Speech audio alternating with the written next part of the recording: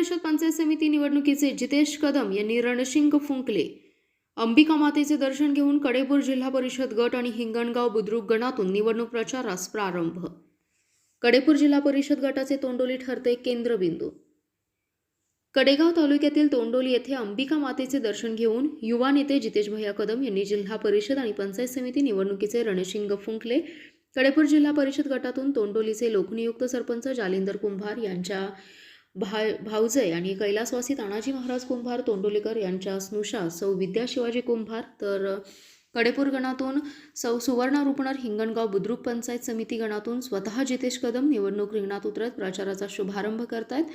या कार्यक्रम शुभारंभ प्रसंगी शांताराम बापू कदम, हर्षवर्धन कदम, ज्येष्ठ नेते शंकर पाटील, भीमराव मोहिते, प्रकाश जाधव, दीपक भोसले, विठ्ठल मुळीक, महेश कदम, सुरेश निर्मळ, सुनील पाटील यांची प्रमुख उपस्थिती होती. कार्यक्रमादरम्यान बोलताना जितेश भैया कदम म्हणाले, मी जनतेचा एक सामान्य कार्यकर्ता म्हणून ही निवडणूक लढवत आहे. मतदारांनी दिलेल्या विश्वासाला कधीही तडा जाऊ देणार नाही. पाणी, रस्ते, आरोग्य, शिक्षण आणि युवकांच्या प्रश्नांना प्राधान्य देत सर्वसमावेशक विकास साधण्याचा माझा निर्धार आहे. जनतेशी प्रामाणिक राहून सेवा हाच माझा राजकीय धर्म राहील. या कार्यक्रमावेळी सरपंच जालिंदर कुंभार, उपसरपंच नितीन मोहिते, वस्ताद अजय मोहिते, माजी सरपंच शरद मोरे, माजी चेअरमन सुभाष मोरे, कडेपूरचे मदने वकील, भिकवडी खुर्दचे युवराज सावंतप्पा, युवा नेते योगेश सावंत, मुकुंद घारगे, अभिजित गोरड, तंटामुक्तीचे अध्यक्ष अशोक मोहिते, प्रशांत मोहिते, पिंटू भाऊ यांच्यासह असंख्य कार्यकर्ते व ग्रामस्थ मोठ्या संख्येने उपस्थित होते. या प्रचार शुभारंभामुळे कडेपूर आणि तोंडोलीसह परिसरात निवडणुकीची राजकीय चर्चा चांगलीच रंगू लागली असून कडेपूर गटात मात्र तोंडोली परिसरातून राजकीय समीकरण बदलण्याचे चित्र दिसत असल्याने कडेपूर गटाचा तोंडोली केंद्रबिंदू ठरत आहे. येणाऱ्या काळात प्रचार अधिक वेग घेणार असल्याचं स्पष्ट चित्र दिसतंय. आपला जिल्हा, आपली power, power Marathi news network. एक वेगळा इतिहास आहे. तोंडोली गावाला एक वेगळा संघर्ष आहे. त्या गावामध्ये सातत्याने हे गाव कदम कुटुंबाच्या पाठीमागं, काँग्रेस पक्षाच्या पाठीमागं ठामपणे राहिलेलं आहे. मागच्या इलेक्शन मध्ये सुद्धा तोंडोली गावाने चांगल्या पद्धतीनं त्या ठिकाणी उच्चांक केला. त्यामुळं नेत्यांनी निर्णय घेतला की आज आपल्या ह्या गावामध्ये सुद्धा कुठं तर आपण उमेदवारी दिली पाहिजे. कायम आपण बाकी गावांमध्ये देतो, पण ह्यावेळी जरा पॅटर्न चेंज करून तोंडोली गावामध्ये आपण उमेदवार दिलाय. तर तोंडोली गावाने मागच्या वेळेपेक्षा सुद्धा ह्या वेळेला दुपटीनं त्या ठिकाणी आपण उच्चांक करावा ही मी तुम्हाला विनंती करतो. आणि इतर गावांमध्ये सुद्धा आपण सगळ्यांनी ह्या पद्धतीने ती गाव उचलून न्यावी. आपल्या कडेपूर पंचायत समिती गणामध्ये ज्या आपल्या सुवर्णा रुपणर ताई उभ्या आहेत, खरं त्या सुद्धा अमरापूर गावामध्ये जे गाव कायमस्वरूपी आपल्यावर चांगल्या पद्धतीने राहिलेलं आहे, त्याच गावामध्ये आपण उमेदवारी दिलेली आहे. त्यांना सुद्धा त्या गणातील जे काही कार्यकर्ते उपस्थित असतील त्यांना मला विनंती करायची आहे, त्यांना चांगल्या मताधिकारी निवडून द्या. मधल्या काळामध्ये आपण निवडणुका बघितल्या मध्ये त्या ठिकाणी काँग्रेस बाबतीमध्ये एक चांगली लाट उभी राहिली आहे. येणाऱ्या काळामध्ये जिल्हा परिषदेवर आणि पंचायत समितीवर काँग्रेसचा झेंडा फडकल्याशिवाय राहणार नाही. सत्ता ही आपली निश्चितपणे येणार आहे. पण या सत्तेमध्ये सगळ्यात मोठा वाटा कुठला असेल तर या कडेपूर जिल्हा परिषद गटाचा आणि या गणाचा असावा, ही मला अपेक्षा खरं आपल्या सगळ्यांकडून करायची. बोलण्यासारखे अनेक विषय आहेत, पण आज मला माहिती आहे की मागापासून काय झाले, जरा मांडी घालून बसल्यामुळं प्रत्येक जणांची जरा अपघात झाली. ते काय होईल ते तुमचं माझं एकसारखं होईल त्या पद्धतीने काम करीन. त्यामुळं हा खरं मला एक सगळ्यांना संदेश द्यायचा होता. इथून पुढच्या ज्या आपण सभा घेऊ त्यामध्ये सुद्धा कुठेही कुठला लवाजमा, कुठेही खुर्च्या, मोठं स्टेज हा उद्योग आपल्याला करायचा नाही. सर्वसामान्य कार्यकर्त्याप्रमाणे ही निवडणूक आपल्याला करायची आहे आणि मी सुद्धा सर्वसामान्य कार्यकर्ता म्हणून ही निवडणूक करणार. आपण सगळेजण इथं जमलात, आपल्या सगळ्यांचे मी मनापासून आभार व्यक्त करतो.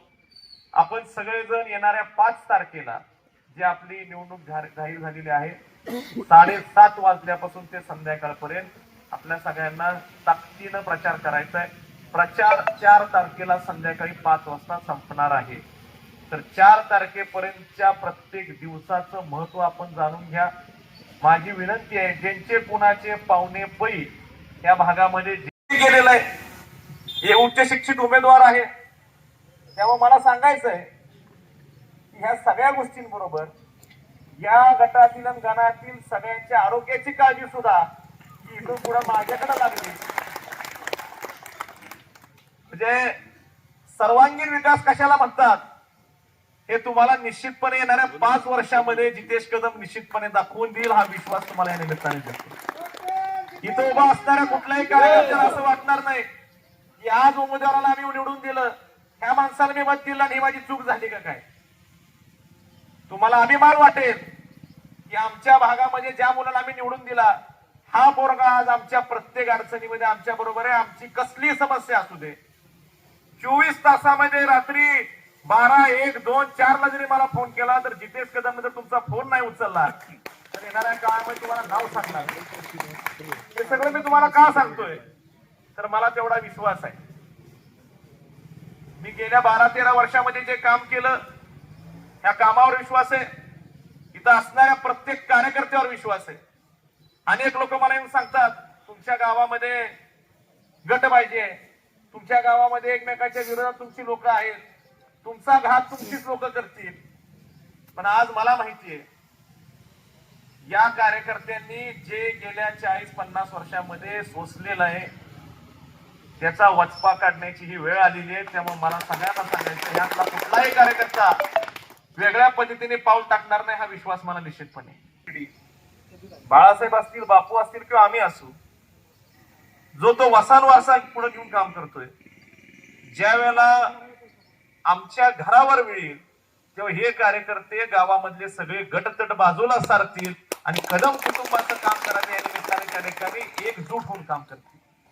मग अशी अनेक गावामधून प्रत्येकाने आपापलं मनोगत व्यक्त केलं. त्यांनी सांगितलं की आमच्या गावामधून आम्ही 70%, 80% मतदान करू.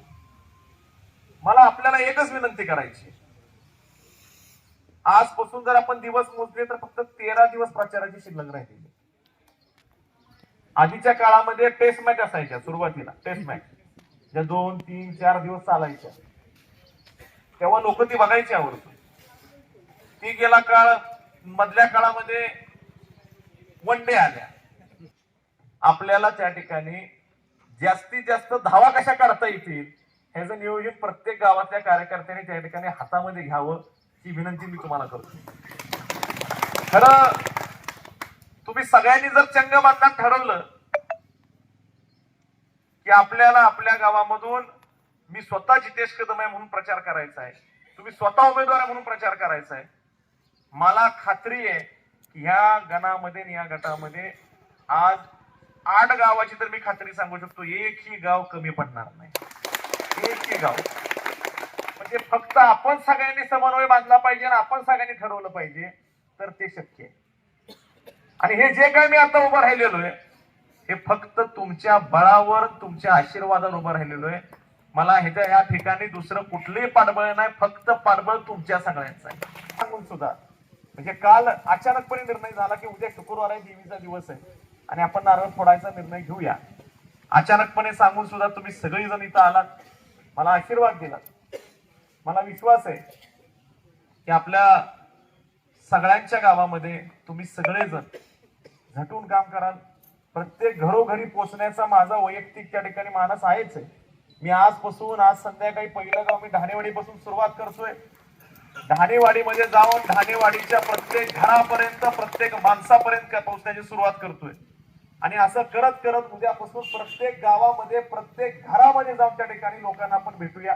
त्यावेळेला तुम्ही सगळेजण माझ्यावर राहाच.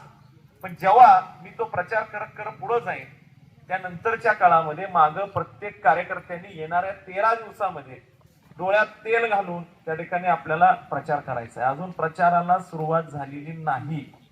27 तारखेला माघाराचा दिवस आहे. 27 तारखेपासून खरा प्रचार आपल्याला दिसणार आहे आणि त्यानंतर खरी यंत्रणा तुम्हाला या भागामध्ये काही ठिकाणी दिसेल. आपल्याला मगाशी सांगितल्याप्रमाणे गाफील राहून चालणार नाही. अजून सुद्धा काही कार्यकर्त्यांच्या डोक्यामध्ये हेच आहे, हे उभा राहिला म्हणजे काय अडचण आहे, आता हे काढतो विषय. तसं होत नसतं, तसं होत नसतं. ही निवडणूक असती.